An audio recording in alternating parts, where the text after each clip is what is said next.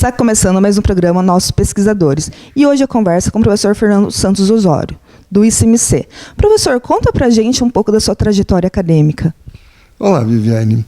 Bom, em termos de trajetória, né, eu já tenho uma longa trajetória aí nessa área de computação, inteligência artificial e robótica. Eu comecei no século passado, né, lá em Porto Alegre, na Federal do Rio Grande do Sul, onde eu fiz a minha graduação em ciência da computação. Naquela época, inclusive, não havia a engenharia da computação, que é uma área que eu estou bastante ligado hoje em dia, né? Fui, inclusive, coordenador do curso aqui na USP.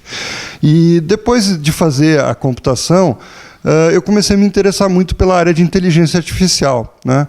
E fiz um mestrado na área de processamento de imagens, né, com o uso de técnicas de inteligência artificial. Do mestrado, quando a gente termina o mestrado, a gente acaba meio assim arrasado, né?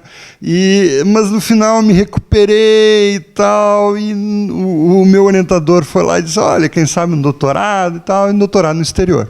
Aí fui para a França, né, fiz em Grenoble, que fica lá nos Alpes, né, da França, e fiz o doutorado também na área de inteligência artificial, e foi quando eu comecei a ter o contato com a robótica, né?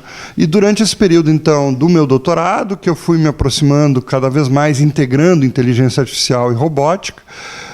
Terminei o doutorado, voltei, né, para o Brasil, ministrei bastante tempo aulas numa universidade particular, onde eu atuava, inclusive, lá na pós-graduação, então contato com pesquisa, orientação de alunos e tal, e surgiu a oportunidade de vir para a USP, né, abrir um concurso.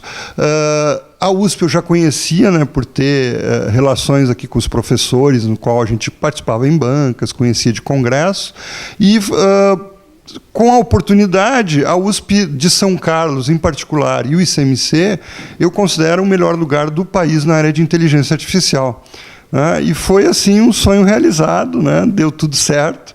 E aí eu estou completando, inclusive agora, essa semana, 10 anos de USP, né? Trabalhando então na área de robótica, na área da inteligência artificial, no laboratório de robótica móvel. Professor, o senhor sempre quis ser professor? Olha, eu acho que é uma coisa que vai crescendo, né? Eu comecei, óbvio, na graduação. Eu gostava muito de repassar o que eu estava aprendendo, né? Então, eu dava aulas para os colegas, fazia cursos de programação. E pouco a pouco, essa questão de aprender, mas não guardar para si, eu acho que se tornou uma coisa muito importante para mim, né? Porque você começa a ver o seu papel como uma pessoa que não vai ficar guardando conhecimento, né? Vai botar realmente compartilhar, né? E eu acho que isso é uma coisa muito importante, né? E esse eu acho que é o dom do professor, ele saber compartilhar aquilo que aprende, porque a gente aprende com os alunos também, né? Então, à medida que eu fui avançando no mestrado e doutorado, eu fui dando aulas, eu fui vendo como é que funcionava esse processo de ser professor, né? E cada vez mais gostando dessa questão de poder aprender mais, porque para mim é muito importante, eu acho que é quase o sentido da vida, é a gente crescer pessoalmente, intelectualmente, com o aprendizado para a vida toda, né? E com esse aprendizado, pouco a pouco eu ia também querendo devolver à sociedade na forma de ensino, né? Então isso se tornou uma prática e no final a gente se transforma, né, no professor do dia a dia aqui. Professor, como surgiu o seu interesse pela área de inteligência artificial?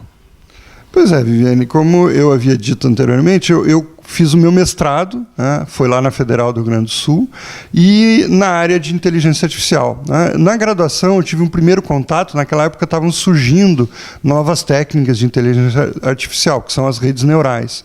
E aquela coisa do desafio, né, eu queria conhecer, aprender mais, surgiu a oportunidade de fazer uma pós-graduação, então eu me atirei de cabeça nessa área, né? Vamos ver o que a gente pode fazer, né, com a inteligência artificial, com as redes neurais para processamento de imagens. E foi aí que eu fiz, então, o meu primeiro trabalho de pesquisa mais aprofundado, desenvolvi modelos de redes neurais para reconhecimento de imagens e comecei cada vez a me interessar mais, né? Depois veio o doutorado, que também foi com o uso de redes neurais, né? Trabalhei com sistemas híbridos inteligentes, aplicados à robótica, área médica, diversos tipos de aplicação, e sempre me interessando cada vez mais. E aí agora essa área começou a virar moda, né? Mas na realidade eu estou trabalhando nisso desde os anos 90 já nessa área, né? Professor, o que são redes neurais artificiais?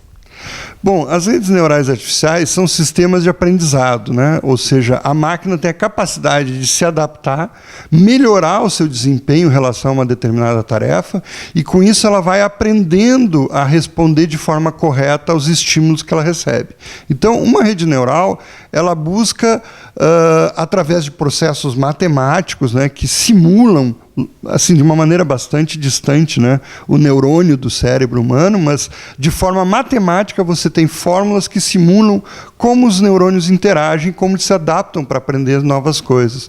Então, por exemplo, a gente usa redes neurais para reconhecer padrões em imagens. Eu posso reconhecer uma pessoa, eu posso classificar objetos que estão dentro da imagem, eu posso fazer diagnóstico médico. Por quê? Porque a rede neural ela vê exemplos, né? A gente ensina ela dizendo, olha, isso aqui é uma imagem de um carro.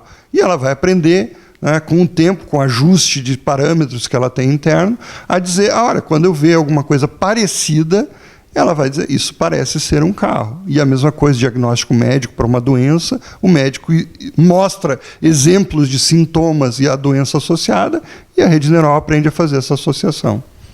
E o que é Arduino?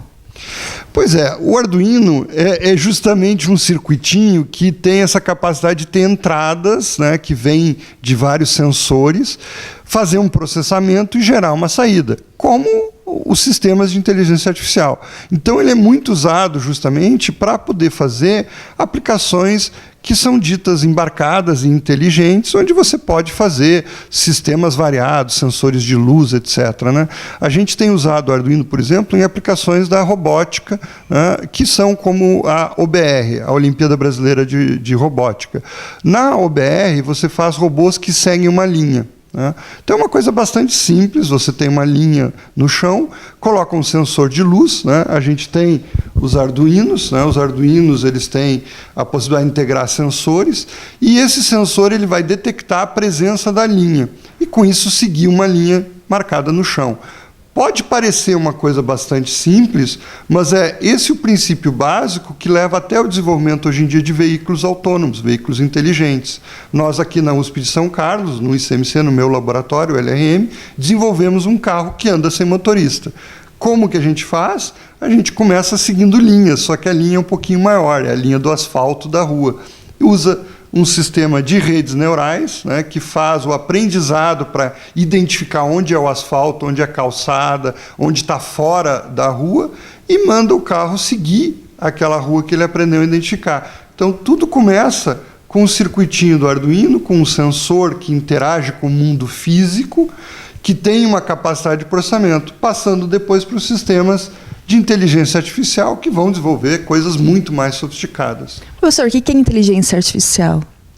Pois é, a inteligência artificial é dotar uma máquina de uma capacidade, de uma forma de raciocínio similar ao ser humano, né? Então, a capacidade de dirigir um carro é uma capacidade que realmente exige conhecimento, inteligência, uma capacidade complexa, inclusive, né, para você não causar acidentes. E quando a gente passa isso para uma máquina, faz com que um carro ande sem motorista, você chama de inteligência artificial, porque você está reproduzindo a inteligência humana numa máquina. Claro que existem vários tipos de tarefas inteligentes. Você ajudar de uma forma interessante um diagnóstico médico de uma doença é uma aplicação de inteligência artificial. Você pode ter sistemas, né, para interação com o ser humano, reconhecimento de voz, reconhecimento de imagens. Hoje em dia se usa muito, né? O próprio Google só existe como a gente conhece que ele é graças à inteligência artificial, porque ele busca as páginas e usa um algoritmo de inteligência artificial para mostrar aquelas que são mais interessantes. E ele faz sucesso justamente por causa disso. Quando você dá um Google, você chega nas páginas e parece mágica, né? São aquelas que têm realmente um conteúdo interessante e relevante para a gente. Vamos para um breve intervalo e logo voltamos.